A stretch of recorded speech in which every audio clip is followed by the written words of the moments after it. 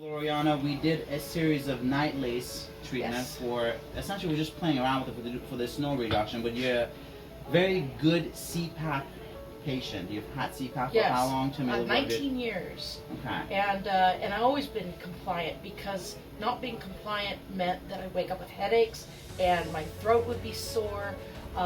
So I was always, almost immediately, very compliant 19 years ago. I've used it steadily since. Impressive. And it does. I mean, tell me how it changes your life, essentially, just wearing With the it. CPAP? Yeah.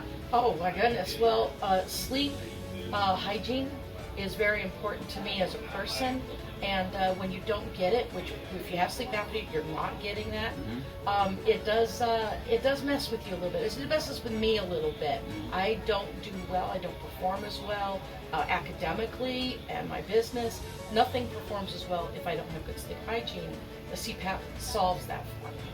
And it's interesting because when we did the Nightlase treatment with our Fotona laser on you, we kind of played around, we talked about it, and you just liked the idea because it just resonated with you. You just took that idea like, Dr. B, I'm on board, I want to try this out. Tell me your experience since we've done the Nightlase, the first couple of experiences and afterwards now. What are your... Well, it was immediate. The response was immediate. And there were a few reasons, not just the snoring and the CPAP, but I was having difficulty breathing and swallowing, and all sorts of effects were happening to me.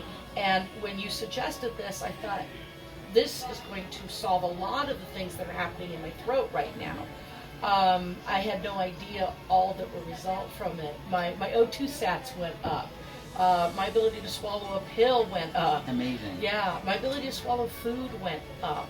And then I've noticed that my sleep is better. Now, you talked to me about giving up the CPAP for a night. Yeah. Doing the snore lab. Just to do the numbers, yeah. Right. Yeah. And so I'm kind of willing to do that. I'll do that for you. But ultimately, yes. No, we want everyone to know that if you're on a CPAP mission and you're diagnosed, you have to have your CPAP. This is just an adjunctive thing that helps your muscles kind of just stay toned and keep the muscle tone for your breathing, so it's not collapsing too much. So that's an adjunctive thing. That, how is the process itself? I know, was it comfortable to do it? Is it I usually tell my patients that it feels like having a hot coffee. What was your experience with it? Yeah, well, it was definitely more comfortable than a root canal, which you've done for me.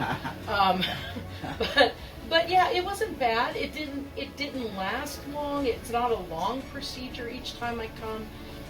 It does get warm, but not unbearably painful. And I'd say that's a big plus right there. None of this is like, fun, let me show up and do this.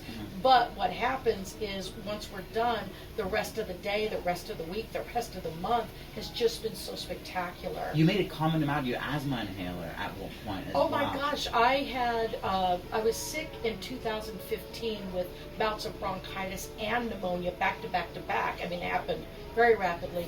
Lost my voice, hit my inhaler more times than I should have every day, was on a steroidal every morning. All that's gone. Right now, I don't even have my inhaler on me, which is unheard of, but I'm just not using it. So it's like an obsolete thing. Whatever was holding and constricting in the drainage from my sinuses or whatever was happening has been solved. It's been solved. That's amazing. And I breathe, and that's my O2 sats going up as well. That's amazing that you're keeping up with it, and I'm glad that you've had a great report with it. That's awesome. Yeah. All right, thank you very much. All right. Yeah, thanks, Dr. B. Yeah, Absolutely.